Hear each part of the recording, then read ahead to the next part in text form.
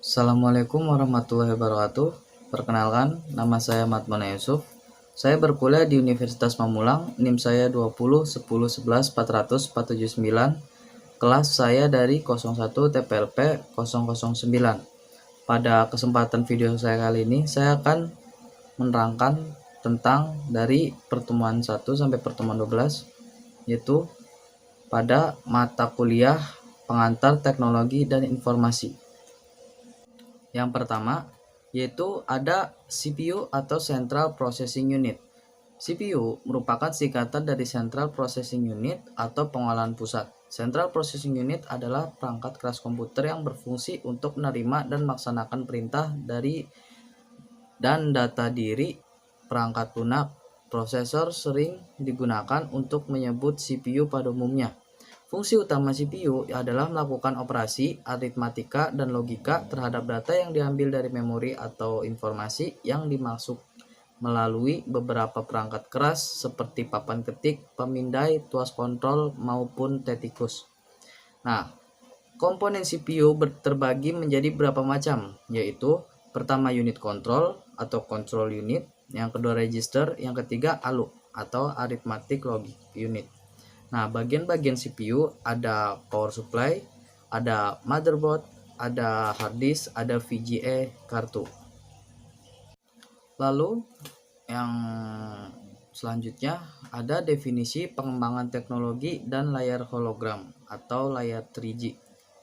Definisi pengembangan teknologi yaitu pengertian pengembangan teknologi artinya suatu proses berkegiatan dalam rangka mengembangkan teknologi atau ilmu tentang keterampilan dalam teknologi.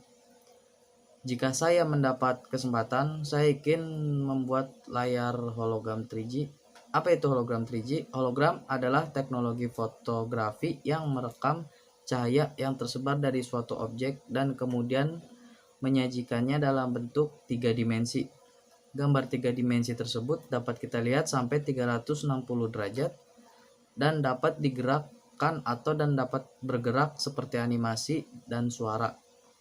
Agar dapat menyampaikan informasi baik secara liatim maupun tidak, teknologi keren ini sedang dikembangkan untuk membantu manusia dalam proses komunikasi. Lalu kekurangan dan kelebihannya. Yang pertama, frekuensi tatap muka antar manusia yang saling berrelasasi akan semakin berkurang. Nah, yang kedua, orang menjadi malas untuk repot sedikit karena sudah dimanjakan dengan teknologi. Akan terjadi manipulasi yang bisa mendatangkan orang lain oleh pihak yang tidak bertanggung jawab. Lalu, orang juga bisa melakukan kejahatan dengan mencuri data rahasia tanpa harus datang ke tempat penyimpanan data secara langsung. Lalu ada ketika menggunakan teknologi 3G hologram, para orang tua akan kehilangan waktu private-nya dengan anak-anak mereka karena akan lebih memilih memanfaatkan waktu dengan melakukan kegiatan sebanyak-banyaknya. Lalu kelebihan pada hologram yaitu banyak manusia yang di berbagai bidang membutuhkan proses interaksi seperti percakapan, diskusi, meeting, dan lain-lain.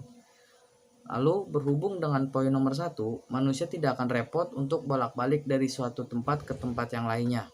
Nah, dunia ini semakin padat sehingga mobilitas masyarakat di dunia pun semakin padat. Dengan menggunakan 3G hologram teknologi, mobilitas manusia yang semakin padat tidak akan terganggu. Lalu bentuk objek 3 dimensi bisa mewakili objek atau benda atau model yang sesungguhnya sehingga manusia yang melihatnya tidak perlu membayangkan bentuk atau model tersebut. Lalu dengan menggunakan 3G hologram, manusia bisa melakukan beberapa kegiatan dalam waktu yang bersamaan. Manfaat hologram sendiri untuk kedepannya itu agar nanti dapat digunakan dalam berbagai kegunaan, yaitu seperti bidang kesehatan, pendidikan, dan lain-lain. Lalu ada dampak teknologi di sekeliling kita. Dampak adanya teknologi di sekeliling kita, yaitu sebelum kita membahas teknologi, apakah kamu tahu apa itu teknologi? Teknologi adalah sarana dan prasarana yang menyediakan sebuah barang atau komponen yang perlu diperhatikan bagi kelangsungan hidup dan kenyamanan bagi banyak manusia. Lalu, karena kenyamanan yang dirasakan adanya perkembangan teknologi ini dapat berpengaruh terhadap gaya hidup seseorang. cara pandang dan mempengaruhi kebudayaan masyarakat tertentu, terutama di kalangan remaja. Sekarang ini teknologi informasi dan komunikasi berkembang sangatlah pesat seiring berjalannya waktu. Dampak-dampak positif dan negatif dari adanya teknologi di sekeliling kita. Dampak positifnya yaitu yang pertama, internet sebagai media komunikasi. Yang kedua, media untuk mencari informasi atau data. Sebagai media untuk hiburan, mempermudah proses pengiriman uang dan data, pertukaran sebuah informasi yang mendidik lebih mudah dan cepat. Dampak dampak negatifnya yaitu secara individu menjadi malas untuk bersosialisasi dan lupa dengan sekitarnya, terjadi cyberbullying, konten negatif berkembang dengan pesat, fitnah dan pencemaran nama baik secara halus melewati media sosial, menurunkan semangat untuk belajar bagi remaja, akibatnya prestasi di sekolah pun menurun. Materi selanjutnya itu ada artikel terkait penelitian di dalam dunia teknologi. Dalam kegiatan untuk mengembangkan ilmu pengetahuan dan teknologi agar dapat dilakukan dengan penelitian, penelitian itu sendiri bertujuan untuk menciptakan ilmu pengetahuan baru atau menerapkan teknologi untuk memecahkan suatu masalah. Penelitian dilakukan dengan metode ilmiah. Jadi, penelitian adalah kegiatan yang menggunakan metode ilmiah untuk mengungkapkan ilmu pengetahuan atau menerapkan teknologi. Perkembangan suatu bidang dipengaruhi oleh banyak faktor, mulai dari kepentingan atau kebutuhan lainnya, teori baru, keberadaan teori lama sebagai batu pijakan, pengaruh teori dari bidang ilmu pengetahuan lainnya, serta metodologi ilmu yang pengetahuan yang dipergunakan. Pengertian menurut para ahli, yang pertama menurut Jacques Ellul berpendapat mengenai pengertian teknologi sebagai kesatuan metode yang secara rasional diarahkan oleh manusia dan mempunyai tanda yang cukup efisien dalam setiap kegiatan pemanfaatannya. Menurut Manuel Cattles menjelaskan pengertian teknologi yakni sebuah alat, peraturan, dan prosedur dalam implementasi ilmu pengetahuan untuk menyelesaikan sebuah pekerjaan. Namun pekerja tersebut dapat dimungkinkan dilakukan secara berulang-ulang. Dan menurut Merriam-Webster menjelaskan teknologi ialah perwujudan sebuah pengetahuan bidang tertentu yang mempunyai tujuan untuk mengatasi sebuah tugas dengan menggunakan proses teknik atau pengetahuan dan aspek khusus dari bidang usaha tertentu. Lalu pengaruh kemajuan teknologi yang sering terjadi dalam dunia ini adalah mempermudah dan mencepat akses dari informasi yang kita butuhkan, mempermudah dan mempercepat penyampaian atau penyebaran informasi, mempermudah transaksi perusahaan atau perorangan untuk kepentingan bisnis, mempermudah penyelesaian tugas-tugas atau pekerja, mempermudah proses komunikasi tidak terhalang waktu dan tempat. Lalu manfaat dari teknologi ini yaitu berkomunikasi menjadi lebih gampang atau lebih mudah dan cepat, memudahkan akses informasi, mempersingkat waktu dan memangkas biaya, komunikasi tanpa batas, berbagi informasi secara efektif, membuka peluang untuk dapat bekerja secara daring. Tujuan dari adanya teknologi ini yaitu dalam dunia adalah untuk memberikan pengetahuan serta informasi untuk memecahkan suatu masalah, membuka kreativitas, meningkatkan efektivitas dan efisiensi dalam aktivitas manusia. Berikut adalah jurnal dari teknologi itu sendiri. Ada e-jurnal dari BSI, Usrat, Maratat, Unpam, dan jurnal UNJ. Pada materi selanjutnya, yaitu menginstal Linux menggunakan VirtualBox. Sebelum menjelaskan tata cara menginstal Linux, kita juga harus mengetahui pengertian Linux dan versi apa saja yang terdapat di Linux. Apa itu Linux?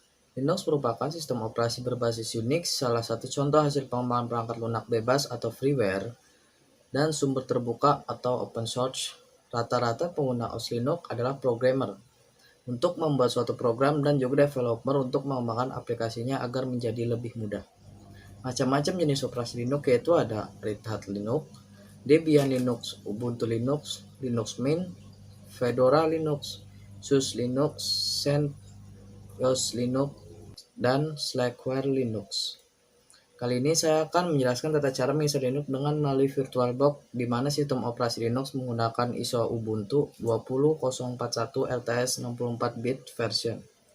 Berikut langkah-langkahnya. Jika belum memiliki VirtualBox, disarankan untuk mendownloadnya terlebih dahulu. Link VirtualBox ada di sini ya. Selanjutnya menginstal Linux menggunakan VirtualBox. Yang pertama, untuk menginstal Linux yang harus dilakukan itu klik New pada bagian menu atas. Lalu beri nama operator dengan nama OS menggunakan nama Anda sendiri dan jenis OS yang akan diinstal setelah itu next. Tentukan RAM yang akan digunakan untuk lebih stabil, saya sarankan minimal 1,5 GB karena RAM mempengaruhi performa BIOS yang akan diinstal. Setelah itu, klik next. Membuat hard drive, pilih create a virtual hard drive now, klik next. Pilih VDI atau Virtual Box Disk Image untuk membuat hard drive virtual, lalu klik next. Pilih Dynamical Allocated, lalu klik next. Menentukan disk space, storage atau penyimpanan Anda. Pilih sesuai kebutuhan, di sini saya isikan 10 GB, kemudian pilih create. Lalu setelah pilih create akan menampilkan data yang Anda pilih sebelumnya. Setelah melakukan setting, sekarang kita masuk ke tahap instalasi BIOS. Yang pertama, klik BIOS yang baru kita setting, kemudian klik Start untuk memulai instalasi. Setelah klik Start, klik icon disk space storage atau penyimpanan. Sesuai dengan file ISO Ubuntu 20041 LTS 68-bit version yang sebelumnya sudah di-download, lalu klik Start. Pada kolom sebelah kiri terdapat bahasa, silakan pilih bahasa yang diinginkan oleh Anda, lalu klik Install Ubuntu. Pada pilihan berikutnya, Anda pilihlah bahasa untuk papan ketik. Pilih sesuai selera Anda. Sudah memilih, silakan klik lanjutkan.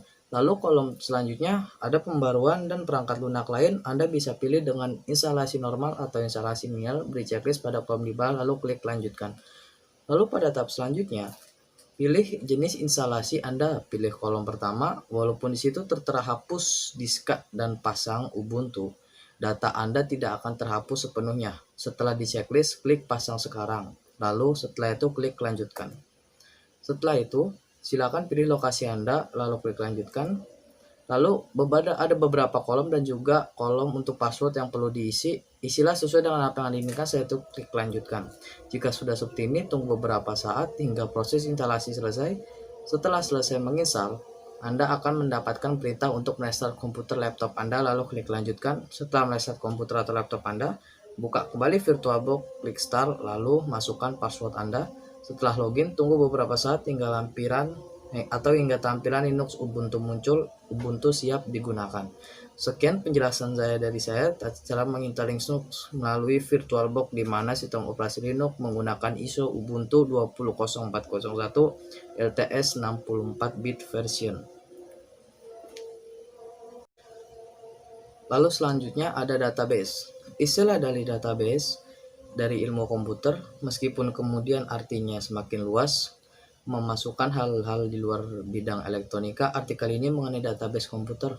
Catatan yang mirip dengan database sebenarnya sudah ada sebelum revolusi industri dalam bentuk suku besar, kwitansi, dan kumpulan data yang berhubungan dengan bisnis. Pengertian database dilihat dari segi bahasa, maka database juga dapat disebut basis data. Suatu data dapat dimasukkan informasi yang diperoleh dan disimpan, sedangkan basis data adalah semacam perkumpulan atau tempat berkumpul. Maka dapat diambil kesimpulan bahwa arti dari database adalah suatu kumpulan data atau informasi yang diperoleh dan selanjutnya disimpan dalam suatu media, umumnya adalah di komputer. Suatu database juga dapat didefinisikan terdiri dari tabel-tabel yang menyimpan data serta informasi. Manfaat database yang pertama yaitu sebagai komponen utama atau penting dalam sistem informasi. Yang kedua, menentukan kualitas informasi yaitu cepat, akurat, dan relevan sehingga informasi yang disajikan tidak basi. Yang ketiga, mengatasi kerangkaian data, redundansi data, menghindari terjadinya rekosensi data, mengatasi kesulitan dalam mengakses data, menyusun format yang standar dari sebuah data. Lalu penggunaan oleh banyak pemakai atau multi-user. Sebuah database bisa dimanfaatkan sekaligus secara bersama oleh banyak pengguna atau multi-user. Melakukan pelindungan dan pengamanan data agar pemakai mampu menyusun suatu pandangan atau view abstraksi dari data. Lalu selanjutnya dari tujuan database yaitu adalah suatu komponen yang paling penting dalam sistem informasi karena merupakan dasar dalam menyediakan suatu informasi. Yang kedua, menentukan kualitas informasi yang akurat, tepat, dan pada waktunya yang relevan. Yang ketiga, mengurangi duplikat suatu data. Lalu, hubungan data dapat ditingkatkan atau data readability. yaitu mengurangi pemborosan tempat simpanan luar, menghapus data yang berlebihan, melindungi data dari kerusakan fisik, lalu memungkinkan perkembangan lebih lanjut di dalam sistem basis atau database. Materi selanjutnya adalah SAM. SAM-PP adalah perangkat lunak bebas yang mendukung banyak sistem operasi, merupakan komplikasi dari beberapa program. Software SAM-PP pertama kali dikembangkan oleh tim proyek bernama Apache Friends dan sampai saat ini sudah masuk ke dalam rilis versi 7.39 yang bisa didapatkan secara gratis dengan label GNU atau General Public License. Membuat database dengan SAM. Berikut cara membuat database dengan SAM PP, yaitu yang pertama, langkah pertama sebelum membuat database adalah mengaktifkan Apache dan MySQL di SAM yang telah kalian install dengan klik Start. Buka browsing link https localhost phpMyAdmin servers database.php, lalu bisa memilih new untuk pembuatan database. Baru setelah itu masukkan nama pada database atau bisa bebas ingin memberikan nama. Setelah itu klik create new untuk ke langkah selanjutnya. Selanjutnya yaitu pembuatan tabel baru di mana saya membuat dengan nama data mahasiswa. Jika sudah memberi nama pada tabel, masukkan berapa kolom yang akan dibuat. Pada gambar di atas saya membuat 7 kolom, kemudian pilih Go untuk melanjutkan proses pembuatan database. Selanjutnya saya bisa mengisi data yang Anda ingin masukkan. Pada gambar di atas saya masukkan nama, NIM, prodi, kelas, dan mata kuliah jika saya sudah atau Anda bisa pilih semua tipe vanchar. Pada bagian indeks Anda tidak bisa pilih primary. Untuk bagian kunci utama di sini saya memilih nama saya sebagai kunci utama. Jika Anda bisa pilih save untuk ke halaman berikutnya. Langkah selanjutnya klik insert pada kolom di atas untuk mengisi kolom yang sudah dibuat tadi. Langkah selanjutnya Anda bisa memasukkan value Anda. Selanjutnya pilih Go untuk melihat apakah database Anda berhasil atau tidak. Terakhir langkah kalian pilih browse untuk melihat database kalian berhasil atau tidak. Untuk gambar di atas adalah tampilan jika database kalian telah berhasil. Anda juga bisa menyimpan hasil Anda yang telah Anda buat, lalu klik save. Ini adalah software lisensi dan software free lisensi. Software lisensi yaitu adalah izin atau hak pembatas yang diberikan atas perangkat lunak, baik berupa suatu komponen atau program berdiri sendiri. Penggunaan suatu perangkat lunak tanpa lisensi dapat dianggap pelanggaran atas hak eksklusif pemilik menurut hukum hak cipta atau kadang hak paten, dan dapat membuat pemilik menuntut pelanggarnya. Yaitu dalam suatu lisensi, penerima lisensi diizinkan untuk menggunakan pelanggaran persyaratan lisensi. Tergantung pada lisensinya, dapat menyebabkan pengakhiran lisensi dan hak pemilik untuk menuntut pelanggarnya. Pada simbol C ada hubungannya dengan lisensi atau copyright. Adalah hak yang legal secara hukum bagi seorang yang suatu kelompok atau suatu produk dalam memproduksi, mendistribusikan, dan menentukan lisensi atas produk tersebut. Software free lisensi adalah software yang dapat dengan bebas digunakan, dipelajari, disalin, diubah sesuai kebutuhan, disebarluaskan kembali, dan kode sumbernya terbuka sehingga memungkinkan pengguna untuk ikut mengembangkan. Lalu apa untungnya software lisensi dan free lisensi? Lisensi pada software sangat menguntungkan bagi programmer atau pengembang software. Kenapa bisa demikian? Dengan adanya sebuah lisensi, programmer atau pengembang memiliki power dan hak milik atas hasil karyanya sendiri, agar tidak disalahgunakan orang lain demi mendapatkan keuntungan pribadi. Dengan kata lain, hal ini juga menjamin keamanan dari suatu software sehingga Anda sebagai pengguna harus membeli lisensi tersebut untuk bisa menggunakannya. Macam-macam software lisensi dan software free lisensi. Software lisensi yang pertama itu software lisensi komersial, yang kedua lisensi trial. Contohnya itu software lisensi yaitu sistem operasi Windows, program Microsoft Office, dan Photoshop. Lalu software free lisensi yaitu yang pertama lisensi open source, yang kedua lisensi shareware, yang ketiga lisensi freeware. Contoh dari software free lisensi: WinRAR, Microsoft Office, Mozilla, Opera, Google Chrome, WhatsApp, dan Line, Windows, Mu, CiviMaker, Ubuntu, Linux, dan Notepad++. Lalu selanjutnya adalah konsep dasar keamanan pada komputer. Pengertian keamanan komputer: security, segala sesuatu yang mengenai keamanan, komputer, suatu sistem yang meliputi CPU, prosesor, memori, I/O device, dan lain-lain. Security komputer, segala sesuatu mengenai keamanan bagi sistem komputer. Filosofi dasar pemikiran, keamanan komputer agar dapat mengamankan sistem komputer dengan benar. Maka kita harus tahu karakteristik pengganggu yang akan mendatangi sistem komputer kita. Komponen sistem komputer yaitu ada perangkat keras, hardware, misalnya dari pencurian dan lain-lain.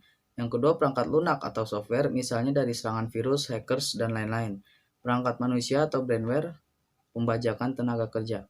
Lalu ada dua pihak yang terkait. Yang pertama, pihak yang diganggu sistem komputer, yaitu ada perangkat lunak, perangkat keras, perangkat manusia, manajemen, basis data, operasional, dan fisik. Lalu pihak yang mengganggu yang kedua yaitu contohnya lingkungan, fisika, kimia, manajemen, organisasi, perangkat lunak, perangkat keras, sistem operasi, dan telekomunikasi. Lalu ada attack, computer criminal, method of defense, encryption, hardware, software, and human control insecurity.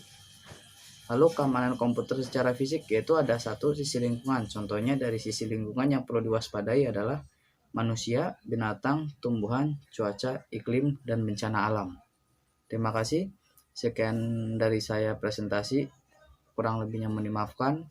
Jika ingin melihat PPT, link ada di deskripsi. Wabillahi taufiq wal hidayah. Wassalamualaikum warahmatullahi wabarakatuh.